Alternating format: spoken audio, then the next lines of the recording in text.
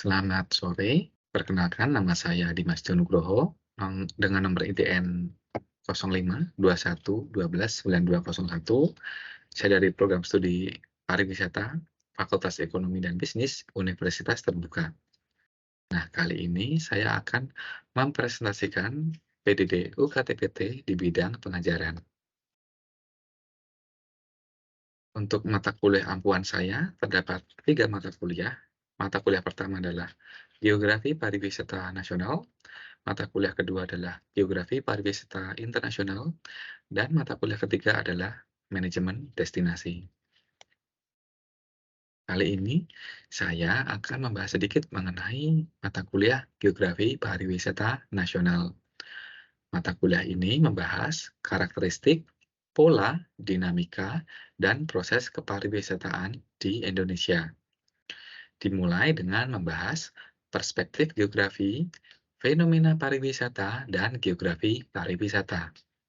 Berikutnya dijelaskan tentang sistem kepariwisataan, pariwisata berkelanjutan, pariwisata di negara kepulauan, pariwisata bahari, pariwisata pegunungan, pariwisata perdesaan, pariwisata perkotaan, pariwisata kawasan cagar budaya, hingga upaya memproyeksi perkembangan dan pencapaian serta dampak pariwisata. Setelah mahasiswa mengikuti mata kuliah Geografi Pariwisata Nasional, mahasiswa diharapkan mampu mengkreasikan berbagai prinsip dan konsep geografi pariwisata dalam konteks negara Indonesia. Mata kuliah prasyarat untuk menempuh Geografi Pariwisata Nasional adalah mata kuliah pengantar pariwisata.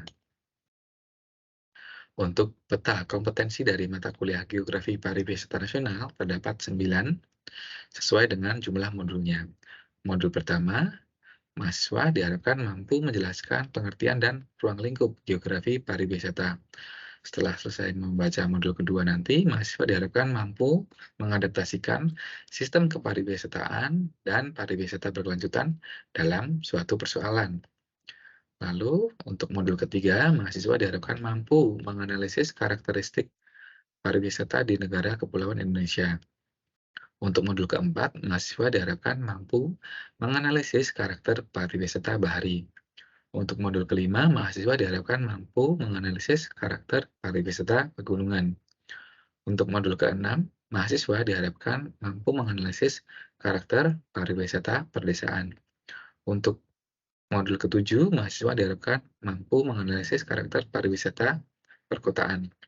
Untuk modul ke-8, mahasiswa diharapkan mampu menganalisis karakter pariwisata di kawasan cagar budaya. Lalu pada modul ke-9, mahasiswa diharapkan mampu memproyeksi pembangunan pariwisata Indonesia. Untuk metode pembelajaran terhadap di Universitas Terbuka terdapat 2 metode pembelajaran, yaitu secara asinkronus dan juga sinkronus.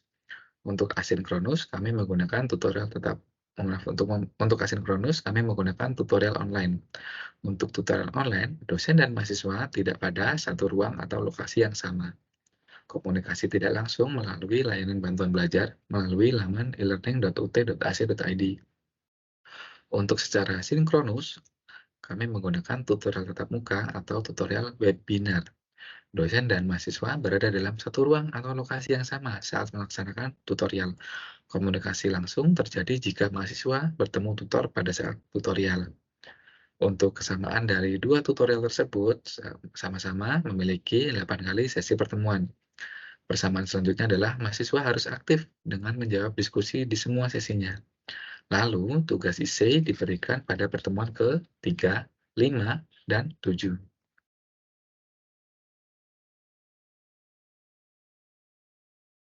Setelah mahasiswa melakukan registrasi mata kuliah, mahasiswa baru memulai kuliah di UT dengan cara melakukan belajar mandiri. Mahasiswa mengikuti kegiatan PKBJJ untuk dibekali keterampilan cara membaca cepat, merekam hasil baca, membaca kalender akademik, dan juga membaca katalog kurikulum. Setelah itu, mahasiswa juga diajari cara merekam hasil bacanya tadi menggunakan peta konsep. Mahasiswa harus membuat peta konsep dari setiap modul yang dibaca. Lalu, mahasiswa mengikuti tutorial. Nah, selama mengikuti tutorial online ataupun tutorial tatap muka atau webinar, mahasiswa juga melakukan kegiatan belajar mandiri. Setelah melakukan kegiatan tutorial, mahasiswa melanjutkan kegiatan belajar mandiri untuk mempersiapkan ujian akhir semester dengan cara: satu, mereview kembali peta konsep yang sudah dibuat; dua, mengerjakan soal latihan pada modul. Untuk sistem penilaian, total kehadiran sesi 1-8 sebesar 20%. Untuk total diskusi sesi 1-8 sebesar 30%. Untuk total tugas wajib sesi 1-3 itu sebesar 50%. Tutorial online dan tutorial tatap muka ataupun tutorial webinar akan berkontribusi pada nilai akhir dengan persyaratan.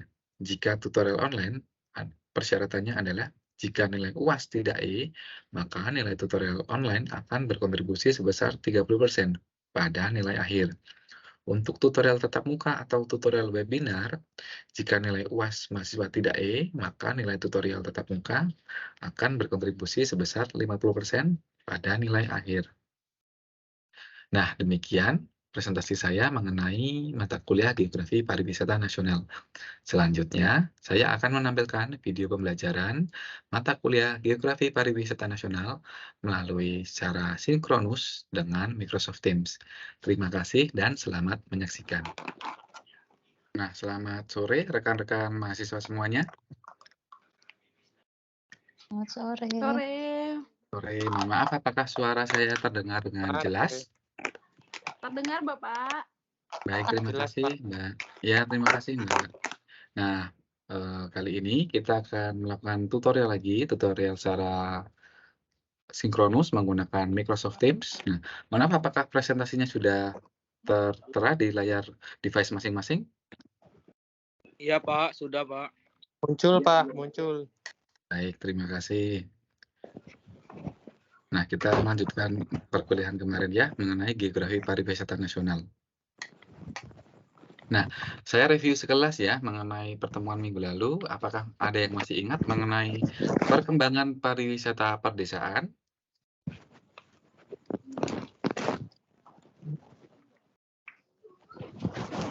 Masih, Pak. Ya, bagaimana?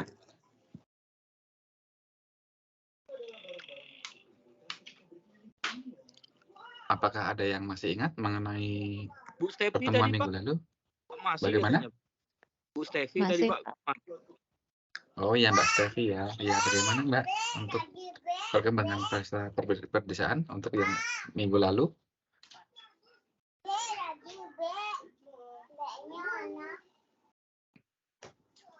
Pariwisata pedesaan ya, yang pasti Iya, itu menjadi salah satu alternatif rekreasi sih, Pak. ya betul. Salah satunya itu. Nah, terus Masyarakatan desa, Pak. Ya, betul. Sekaligus untuk memahami kehidupan masyarakat desa. Lalu ada yang satu lagi mungkin yang terakhir?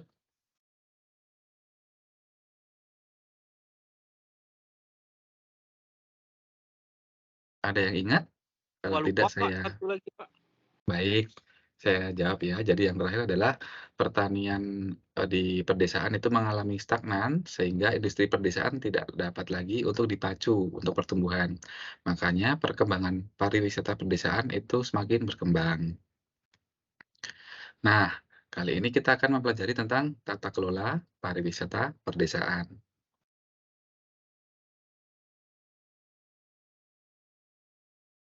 Nah, pentingnya tata kelola dalam pariwisata perdesaan.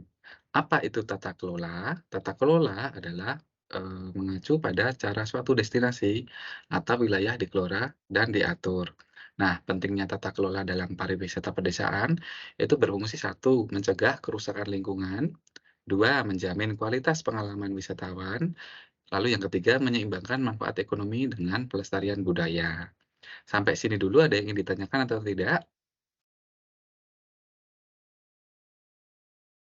nggak ada, Pak. Lanjut. Tidak ada ya, baik, terima kasih. Nah, aspek-aspek dalam tata kelola pariwisata perdesaan itu terdapat 4. Yang pertama, perencanaan pariwisata itu berisi tentang membangun rencana jangka panjang untuk pengembangan pariwisata. Kemudian setelah direncanakan, kita kembangkan pariwisatanya dengan membangun atraksi dan fasilitas yang sesuai dengan identitas desa. Lalu yang ketiga, kita kelola pariwisatanya dengan cara memastikan pengelolaan yang berkelanjutan dan bertanggung jawab. Lalu yang terakhir, pemasaran pariwisata. Kita harus menggunakan pemasaran yang efektif untuk menjangkau pasar yang tepat. Untuk perencanaan pariwisata, jadi intinya adalah membangun rencana jangka panjang adalah langkah kunci dalam tata kelola pariwisata yang efektif. Melibatkan perencanaan strategis yang matang untuk mengarahkan perkembangan destinasi selama beberapa tahun ke depan. Nah, contoh-contoh tahap perencanaan yang pertama adalah kita identifikasi dulu tujuan dan visi dari si desa wisata tersebut itu apa. Lalu kita menganalisis destinasi wisatanya. Lalu stakeholder engagement, stakeholder siapa saja yang akan nanti terlibat di dalam pengelolaannya. Lalu penetapan strategi kebijakan. Setelah itu perencanaan infrastruktur, promosi dan pemasaran, manajemen keberlanjutan, dan evaluasi dan pemantauan.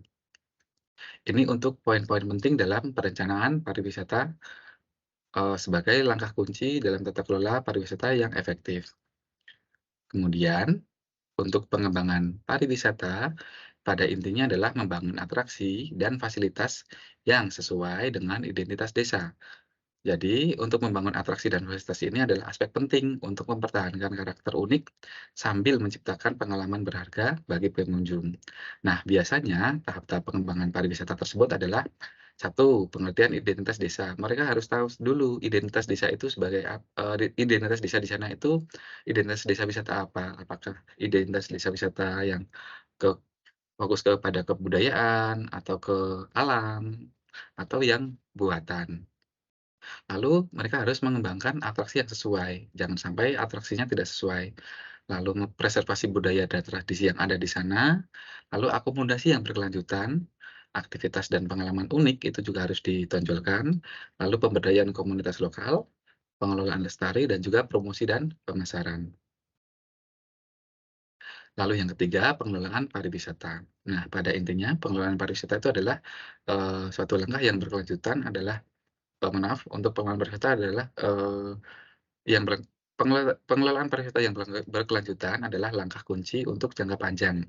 Jadi harus melibatkan pendekatan holistik yang mempertimbangkan aspek-aspek lingkungan, sosial, ekonomi, dan budaya dalam pengembangan dan pengelolaan pariwisata. Nah, tahap pengelolaan pariwisata itu ada beberapa langkah juga. Salah satunya adalah lingkungan yang berkelanjutan, konservasi budaya, jangan sampai budayanya itu malah terakulturasi dan malah menjadi tergerus. Lalu partisipasi komunitas, karena itu juga penting. Karena hakikat dari desa wisata itu adalah partisipasi si masyarakat tersebut.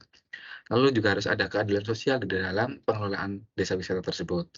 Lalu ada pengembangan yang berkelanjutan, pendidikan dan kesadaran, pengaturan dan kepatuhan, pemantauan dan evaluasi, kolaborasi dan kemitraan. Lalu untuk topik selanjutnya tentang pemasaran pariwisata. Untuk pemasaran yang tepat dapat membantu destinasi menarik perhatian wisatawan yang memiliki minat dan keinginan yang sesuai dengan apa yang ditawarkan oleh desa atau kawasan perdesaan. Nah, biasanya tahap-tahap pemasaran pariwisata itu pertama adalah menargetkan pasar yang tepat dulu. Siapa pasarnya? Lalu pengembangan branding destinasi, hasil dari identitas desa wisata tadi. Lalu berusaha menggunakan pemasaran digital, menggunakan konten yang berkualitas tinggi, kemitraan dengan agen perjalanan dan tur operator, lalu partisipasi dalam pameran pariwisata, lalu menggunakan ulasan wisatawan juga dalam pemasaran digital tadi. Lalu mereka harus menggunakan analisis data. Yang terakhir konsistensi dan kesinambungan. Nah, manfaat tata kelola yang baik. Nah, setelah menggunakan tata kelola yang baik tadi, nanti ada beberapa manfaat. Yang pertama, keberlanjutan. Fungsinya adalah memastikan bahwa pariwisata itu dapat berlanjut dalam jangka panjang, tanpa merusak lingkungan atau budaya. Nah, yang kedua, manfaat pengembangan ekonomi. menciptakan peluang pekerjaan, dan meningkatkan pendapatan masyarakat. Entah menciptakan pendapatan masyarakat, lapangan pekerjaan, atau justru mengalokasikan dana yang ada di sana untuk pengembangan pariwisata. Lalu manfaat ketiga adalah pelestarian budaya. Fungsinya adalah untuk memelihara dan mempromosikan warisan budaya lokal. Lalu manfaat yang terakhir adalah kualitas pengalaman wisatawan. Kualitas pengalaman wisatawan ini berfungsi untuk menjamin pengalaman positif bagi pengunjung. Nah, beberapa tantangan dalam tata kelola pariwisata perdesaan, yang pertama adalah overtourism. Ini maksudnya adalah jumlah wisatawan itu melebihi kapasitas penerimaan yang dapat diatasi oleh lingkungan dan komunitas lokal, sehingga mengakibatkan kerusakan lingkungan, kebisingan dan kemacetan, dan peningkatan harga yang tidak wajar tentunya. Lalu tantangan kedua adalah kurangnya sumber daya. Nah, di sini fokusnya dalam hal infrastruktur dan fasilitas yang diperlukan untuk menarik dan melayani wisatawan, mencakup kurangnya aksesibilitas, fasilitas terbatas, dan tenaga kerja terbatas. Lalu, tantangan yang terakhir biasanya partisipasi komunitas yang terbatas. Partisipasi komunitas yang terbatas ini maksudnya adalah minimnya pemahaman tentang manajemen pariwisata dan akses terhadap pengambilan keputusan. Jadi warga desa itu cenderungnya kurang pemahaman tentang manajemen wisata, sehingga mereka itu tidak dapat mengambil keputusan berdasarkan kondisi yang ada di sana. Seperti kurangnya informasi dan ketidaksetaraan kekuasaan di sana. Jadi kadang ada timpang tindih antara si pengelola dan juga warga di sana. Nah, kesimpulan dari topik-topik tersebut adalah tata kelola adalah kunci keberhasilan dalam pariwisata perdesaan. Dengan tata kelola yang baik, pariwisata perdesaan dapat memberikan manfaat ekonomi, melestarikan budaya, dan mendukung keberlanjutan.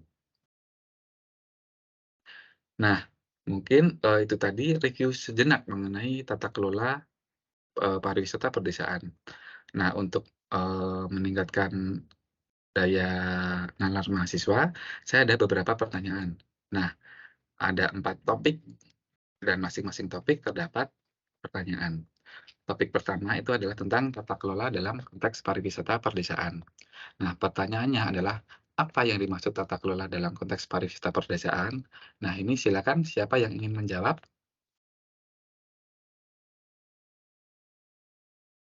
Ada yang bisa Izin menjawabnya? Pak, Ya, silakan Mas Anton, silakan.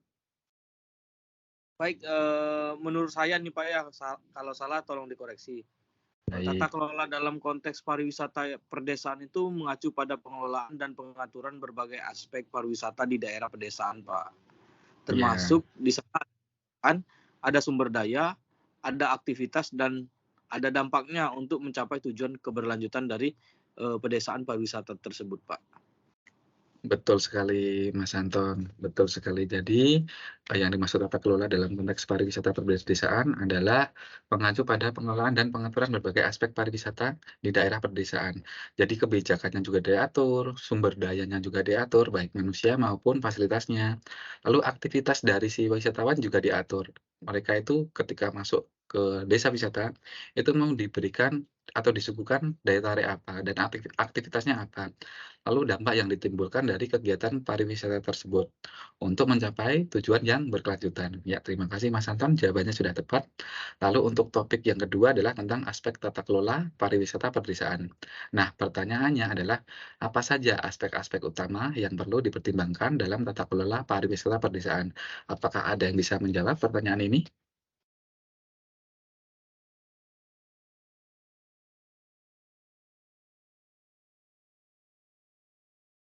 Ada yang bisa menjawab?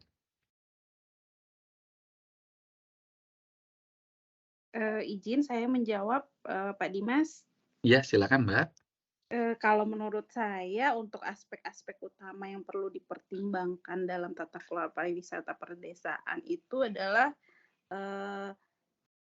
meliputi pengelolaan lingkungan gitu ya, Ya. pelestarian budaya, tradisi, partisipasi komunitas, termasuk regulasi, keadilan sosial dan pembangunan berkelanjutan. Mungkin seperti itu ya Pak Dimas. Ya, baik, betul sekali Mbak Nining jawabannya. Jadi, aspek-aspek utama dalam tata kelola pariwisata itu tadi meliputi pengelolaan lingkungan, karena namanya juga desa, dan desa itu sangat rentan apabila apa ya, didatangi oleh wisatawan dalam jumlah yang sangat massal dan terkadang destinasi wisata itu tidak mampu menampung jumlah wisatawan tersebut dan itu sangat riskan sekali. Lalu pelestarian budaya dan tradisi, karena daya tarik utama di desa wisata itu adalah budaya dan tradisinya. Meskipun juga alamnya juga, tetapi mayoritas orang kota itu tertarik karena mereka ini ingin mengetahui gaya hidup di desa itu seperti apa. Lalu partisipasi dari komunitas tadi, karena tanpa partisipasi si warga sendiri, maka tidak ada yang mampu menggerakkan kegiatan yang ada di sana. Lalu, regulasi, jadi regulasi tadi adalah regulasi yang berada di desa wisata tersebut itu bagaimana? Ketika ada pemasukan, lalu pembagian ke semua warganya agar adil, itu bagaimana? Dan juga keadilan sosial, itu di sana bagaimana pengaturannya, di regulasinya, sehingga mampu menuju pembangunan yang berkelanjutan. Betul sekali Mbak Nining. Terima kasih atas jawabannya. Nah, untuk topik yang ketiga, itu tentang manfaat tata kelola yang baik. Nah, apa manfaat dari tata kelola pariwisata yang baik bagi destinasi perdesaan? Apakah ada yang bisa menjawabnya?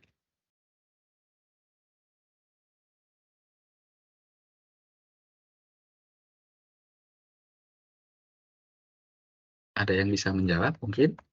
Atau ada yang bisa menjawab?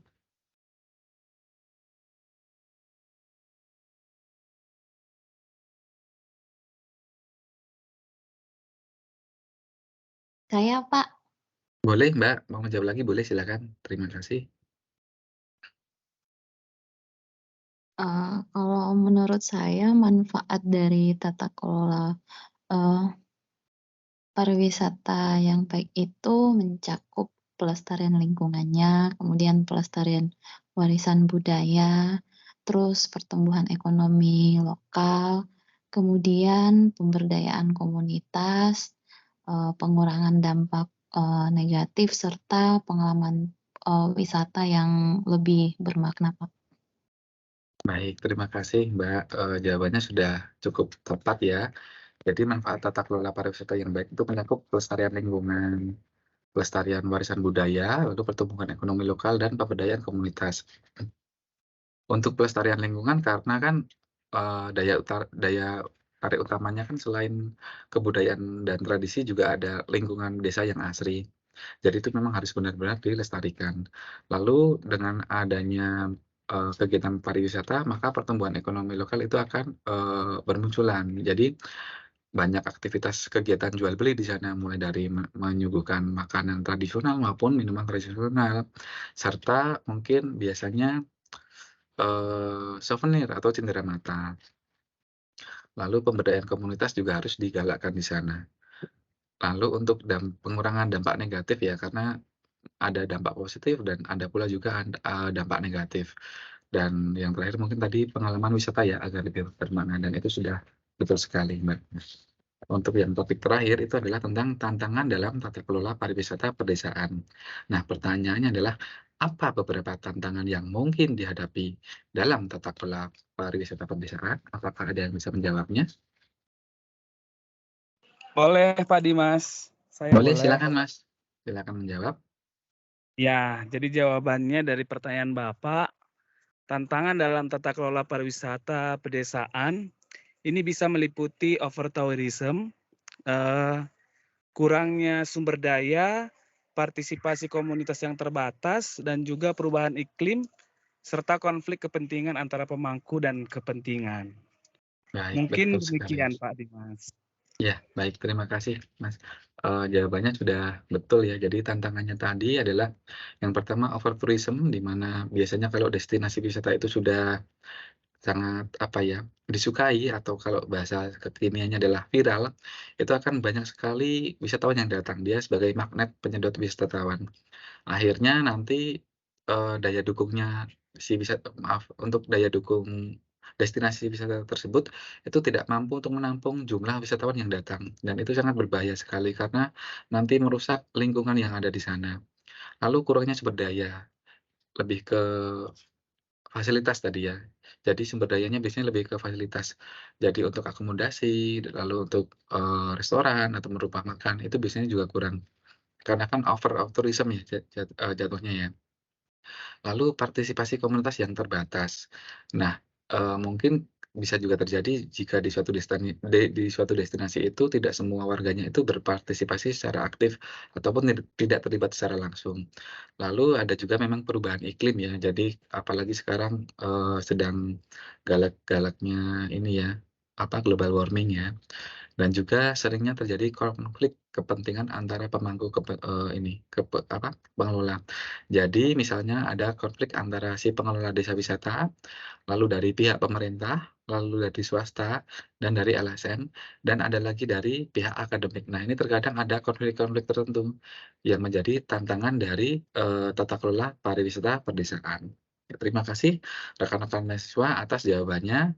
Itu artinya mahasiswa mampu menjawab semua pertanyaan tersebut dengan baik dan benar, maka, rekan-rekan mahasiswa sudah cukup mampu menguasai materi ini tadi. Nah, jadi materi ini dapat dikembangkan lebih lanjut dengan studi kasus atau contoh konkret yang relevan dengan wilayah atau tugas destinasi pariwisata pedesaan yang ingin Anda bahas. Nah, pastikan untuk menjelaskan konsep-konsep dengan jelas dan menggambarkan pentingnya tata kelola yang baik dalam pengelolaan pariwisata perdesaan. Terima kasih atas kehadirannya. Terima kasih telah hadir pada sesi ini kali ini. Saya pikir, pertemuan kali ini cukup sampai di sini. Terima kasih atas partisipasi rekan-rekan mahasiswa. Apabila saya ada salah kata, saya mohon maaf. Terima kasih dan salam sukses. Terima kasih Bapak. Terima kasih, Sampai jumpa Ya, Pak. terima kasih, Mbak. berikutnya. Terima kasih Pak Pak Dimas. Dimas, izin Ya, live. terima kasih. Izin live Pak Dimas. Izin makasih live ya live. Pak Ya, ya. Selamat terima kasih, malam. Mbak. Ya, selamat malam.